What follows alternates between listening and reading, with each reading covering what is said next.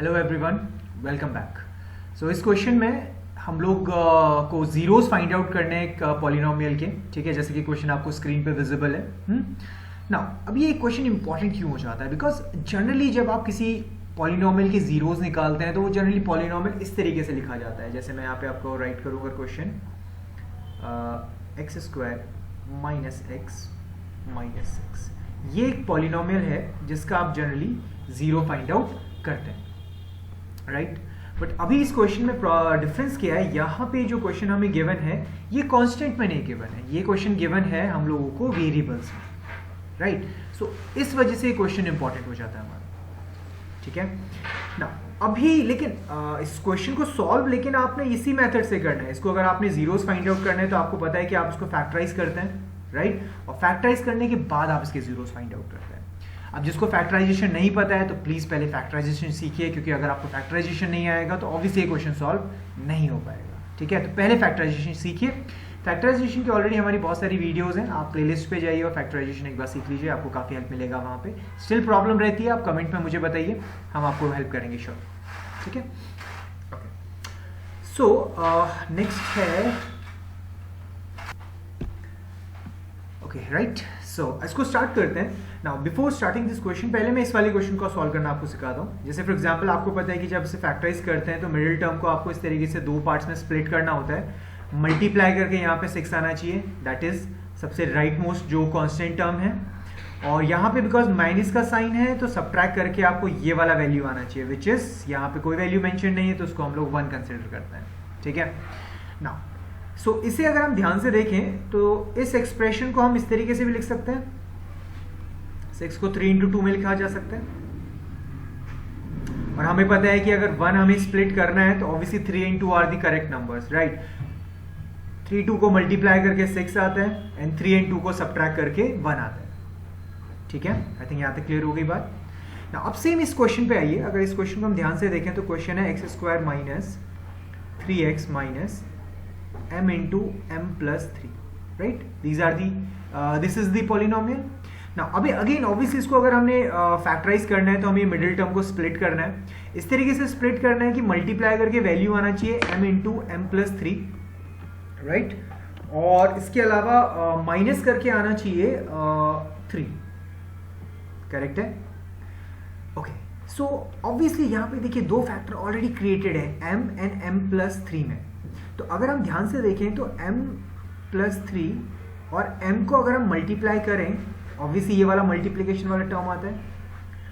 और अगर इन दोनों टर्म्स को हम सब्ट्रैक्ट कर दें तो m से m कैंसिल हो जाता है और वैल्यू यहाँ पे 3 आ जाता है, विच इज द मिडिल वाला टर्म, राइट। तो दो टर्म मिल गए हम लोगों को सिंपली।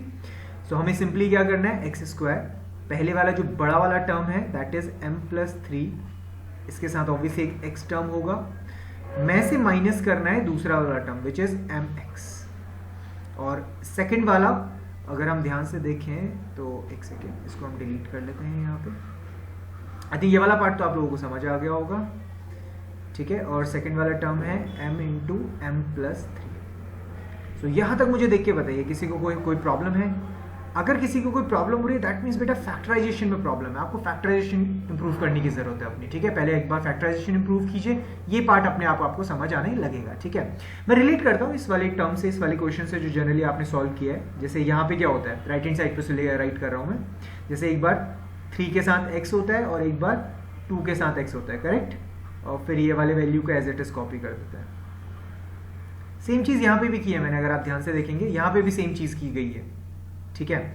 फिर आप क्या करते हैं, फर्स्ट 2 टर्म्स में से कॉमन लेते हैं, राइट। सो यहाँ पे से x कॉमन आता है तो x माइनस 3 बचता है, और नेक्स्ट वाले में से अगर आप 2 कॉमन लेंगे तो x माइनस 3 बचेगा। सेम वे यहाँ पे भी हम लोग करेंगे। फर्स्ट 2 टर्म्स हमारे कहाँ से लेके कहाँ तक हैं, ये हमारे फर्स्ट 2 टर्म्स हैं, दोनों में मुझे x कॉमन दिख रहा है। सो x को अगर हम कॉमन ले लेंगे तो यहाँ पे इनसाइड द ब्रैकेट यहाँ पे एक्स स्क्वायर में से आपने एक x बाहर लिया तो एक सिंगल x बचा।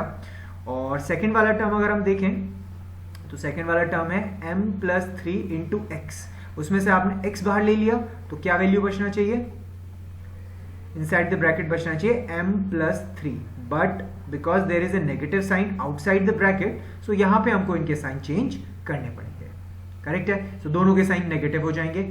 अब सेकंड वाले टर्म में अगर हम देखें तो हम लोगों को क्या चाहिए, ओके अब इसमें आई थिंक हम लोगों को -m कॉमन लेना पड़ेगा, बट यहाँ पे हमने गड़बड़ कर दी, दोनों को माइनस नहीं करना, इसको प्लस करना है। सो इसको अगर हम m कॉमन ले लें तो यहाँ पे भी आई थिंक सेम वैल्यू बच जाना चाहिए, करेक्ट ना। उसके बाद क्या करते हैं, अगर हम देखते हैं कि ये हमारा फर्स्ट टर्म है, ये हमारा सेकंड टर्म है, और फिर दोनों टर्म में जो भी वैल्यू कॉमन होती है विच इज x - 3 वो आप कॉमन ले लेते हैं, और जो रिमेनिंग पार्ट होता है वो सेकंड ब्रैकेट के अंदर आ जाता है। आई थिंक यही वाला होता है। इसी तरीके से सॉल्व करते हैं आप। सेम चीज यहाँ पे भी अगर आप देखें तो ये हमारा फर्स्ट टर्म है, ये हमारा सेकंड टर्म है, दोनों में अगर हम देखें तो x - m - 3 ये दोनों में क्या है, कॉमन है। सो x + 3 ये रिमेनिंग वैल्यूज हैं। तो ये देखिए हमने इसको फैक्टराइज कर लिया है, ठीक है। This is the way how you can factorize any polynomial, ठीक है। अगेन पॉलिनोमियल के फैक्टराइजेशन में प्रॉब्लम है तो आप पहले फैक्टराइजेशन वाला चैप्टर को इंप्रूव कीजिए, ठीक है। कमेंट सेक्शन में मुझे बताइए, अगर आपको नहीं मिल पा रहा है तो हम लोग वहां पे आपको लिंक शेयर कर देंगे उस चीज का, राइट ना। लेकिन इसमें आपको फैक्टराइज नहीं करना था, आपको जीरोस फाइंड आउट करने थे। तो जीरो फाइंड आउट करने के लिए आपको क्या करना पड़ेगा, इन फैक्टराइजेशन को मल्टीप्लीकेशन इक्वल्स टू 0 रखना पड़ेगा। और अगर दो फैक्टर, ये पहला फैक्टर है, ये दूसरा फैक्टर है, अगर दोनों का मल्टीप्लीकेशन इक्वल्स टू 0 है, सो दैट मीन्स इनमें से कोई ना कोई एक फैक्टर 0 के इक्वल होगा। तो इस फैक्टर को, फर्स्ट फैक्टर को अगर मैं 0 के इक्वल कर दूं तो यहां से फर्स्ट जो x की वैल्यू आएगी, दोनों वैल्यूज को इधर ले जाना पड़ेगा, प्लस का -m और -3 इधर आके +m और +3 हो जाएगा। सो ये हमारा फर्स्ट 0 है। मीनिंग जीरोस का क्या मतलब होता है, आपको इस पॉलिनोमियल में से x की वैल्यू फाइंड आउट करनी है, बेसिकली ये मतलब होता है, ठीक है। अब सेम वे हम लोग क्या करते हैं, यहाँ पे दूसरे फैक्टर को इक्वल्स टू 0 पुट करते हैं, तो यहाँ पे नेक्स्ट वाला वैल्यू हो जाएगा -m।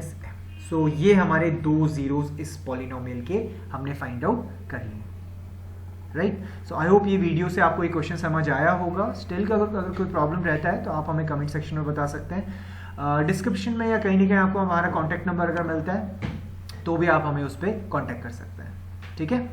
चलिए, thank you very much. Next video में मिलते हैं, कुछ और इंटरेस्टिंग टॉपिक्स को डिस्कस करेंगे। Thank you.